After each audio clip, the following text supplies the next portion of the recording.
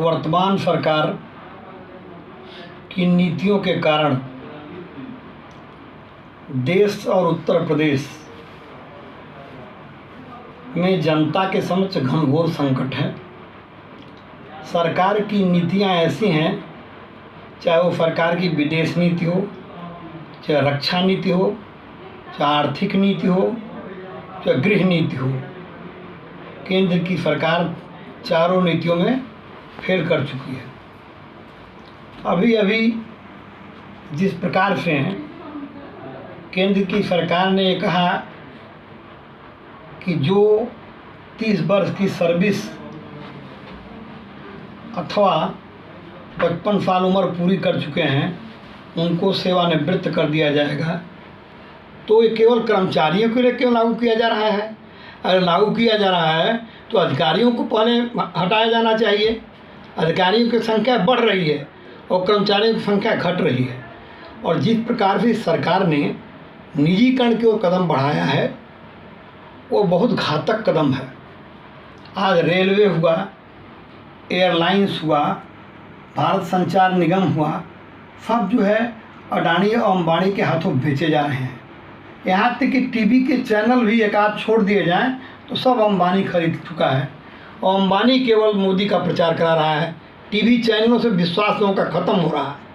केवल 2-3% ऐसा रह गया टीवी चैनल जो अडानी और अंबानी के हाथों में नहीं है, सब अंबानी खरीद चुका है। अभी उत्तर प्रदेश की भारतीय जनता पार्टी की सरकार ने जो यह कहा कि हम 5 साल तक पहले संविदा पर रखेंगे, हर 6 महीने बाद इम्तहान लेंगे और 60% पाने के बाद तब अस्थायीकरण पर विचार किया जाएगा 5 साल बाद। तो इसी प्रकार से प्रदेश सरकार का भी हर 6 महीने बाद इम्तहान होना चाहिए।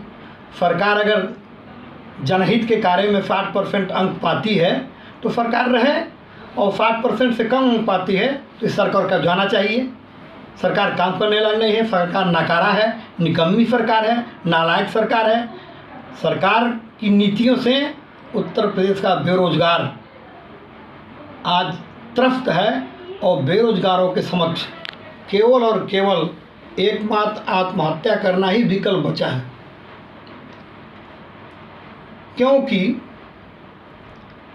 चाहे वो बिजली की स्थिति हो, बिजली पर इतना ज़्यादा टैक्स बढ़ाया जा रहा है उत्तर प्रदेश में, टोल टैक्स बढ़ा दिया गया है, महंगाई पर कोई नियंत्रण नहीं है, आलू प्याज और टमाटर के भाव आसमान छू रहे हैं। जा कहाँ रही है?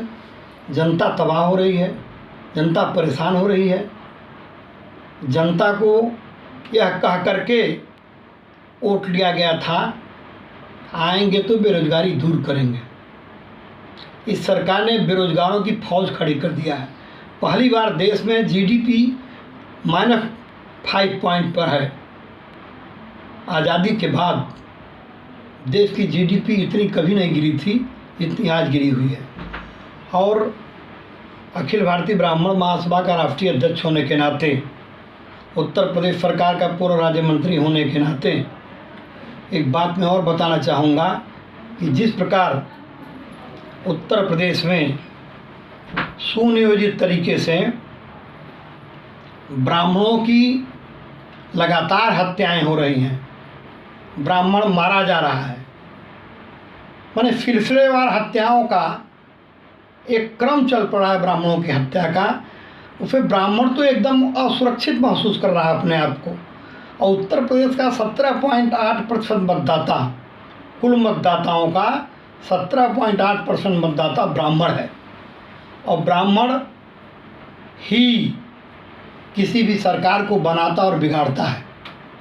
भारतीय जनता पार्टी इस गुमान में, इस अहंकार में न रहे, इस अभिमान में न रहे कि वो आने वाले 2024 में केंद्र में फिर सरकार बनाएगी या 2022 में उत्तर प्रदेश में फिर सरकार बनाएगी। जनता ने विकल्प चुन लिया है। कम से कम अपने वचन का पक्का समाजवादी पार्टी की, चाहे माननीय मुलायम सिंह यादव जी राष्ट्रीय अध्यक्ष और मुख्यमंत्री रहे हों, और चाहे अखिलेश यादव का कार्यकाल 2012 से 2017 तक रहा हो, अखिलेश ने कहा था शपथ ग्रहण करने के तुरंत बाद हम जो नौकरियों में प्रमोशन में आरक्षण दिया जाता है उसको तत्काल समाप्त करने का आदेश उत्तर प्रदेश में करेंगे। और अखिलेश ने शपथ ग्रहण करने के 12 घंटे के भीतर यह शासनादेश जारी कर दिया कि अब उत्तर प्रदेश में नौकरियों में कोई प्रमोशन नहीं दिया जाएगा। वो वचन का पक्का है। तो ब्राह्मण जो है वो अब अखिलेश यादव की तरफ उनका झुकाव बढ़ रहा है, क्योंकि ये देखा है कि समाजवादी पार्टी के लोग वचन के पक्के होते हैं, वचन के धनी होते हैं। यहाँ भारतीय जनता पार्टी की स्थिति है कि अहम ढपोर शंखम बदामी च ददामी न। ये केवल ढपोर शंख हैं, केवल बोलते हैं, देते कुछ नहीं है। दिया है इन्होंने देश को, इन्होंने देश को दिया है बेरोजगारी दिया है, इन्होंने देश को दिया भ्रष्टाचार दिया है, इन्होंने दिया है सैनिकों का बलिदान दिया है पुलवामा में, वोट के खातिर सैनिकों को बल की बेड़ी पर चढ़ा दिया। और चाइना से भी इनका समझौता अंदर अंदर है, आरएसएस का, भारतीय जनता पार्टी का। कोई लड़ाई नहीं। चाइना को कई 100 एकड़ भूमि मोदी गिफ्ट में दे आए हैं। जो भूमि नेहरू जी ने, गांधी जी ने, इंदिरा गांधी ने लड़ करके लिया था, वो भूमि मोदी गिफ्ट में दे आए हैं चाइना को। आज देश की स्थिति बड़ी खराब है। आम जनमानस को, उत्तर प्रदेश और देश के मतदाताओं को यह विचार करना पड़ेगा कि जिस प्रकार मोदी ने कहा कि हम बनारस को क्योटो बना देंगे, और बनारस की स्थिति यह है कि बनारस के किसी गली में आप निकल जाइए तो सड़कों पर केवल गड्ढे दिखाई देंगे आपको। गोरखपुर 3.5 वर्ष से ऊपर योगी जी को हो गया, अपना गोरखनाथ का रोड अभी तक नहीं बना पाए हैं। और गली मोहल्लों में चले जाइए तो पानी का जल जमाव लगा हुआ है, जल निकासी की भारी समस्या है, गंभीर समस्या है। तो अब जनता नए विकल्प पर विचार कर रही है, और निश्चित मान करके चलिए कि जो केंद्र में भारतीय जनता पार्टी का विकल्प जनता कांग्रेस और सेकुलर विचारधारा के लोगों को, चाहे समाजवादी पार्टी हो, चाहे बहुजन समाज पार्टी हो, चाहे वामपंथी दल हो, चाहे राष्ट्रीय जनता दल हो, या दक्षिण भारत के द्रविड़ कड़गम पार्टी हो, इन सभी पार्टियों को लेकर के केंद्र में कांग्रेस के नेतृत्व में सरकार बनेगी, अगली सरकार, इसमें कोई दो राय नहीं है। और अखिलेश ने तो कहा है, जिस दिन उन्होंने कहा कि हम जो है संविदा पर रखेंगे 5 साल तक, अखिलेश ने कहा जिस दिन हम शपथ ग्रहण करेंगे 5 मिनट के अंदर इस आदेश को हम पलट देंगे। तो हम जनता से अपील करना चाहते हैं कि आप अपना सुनिश्चित कीजिए, भविष्य किसके हाथों में सुरक्षित है। आज भविष्य आपका खतरे में है, और सबसे ज़्यादा खतरा जो है 18 से 28 के नौजवानों के समक्ष है। जो 18 से 28 साल का नौजवान है वो बेरोजगार, भीषण बेरोजगारी का शिकार है। उसके सामने कोई विकल्प ही नहीं रह गया है। शिक्षा नीति फेल कर दी है। शिक्षा पर पैसा इन्होंने कम कर दिया खर्चा करना। आप बताइए, मार्च से लेकर के अब तक स्कूल बंद चल रहे हैं।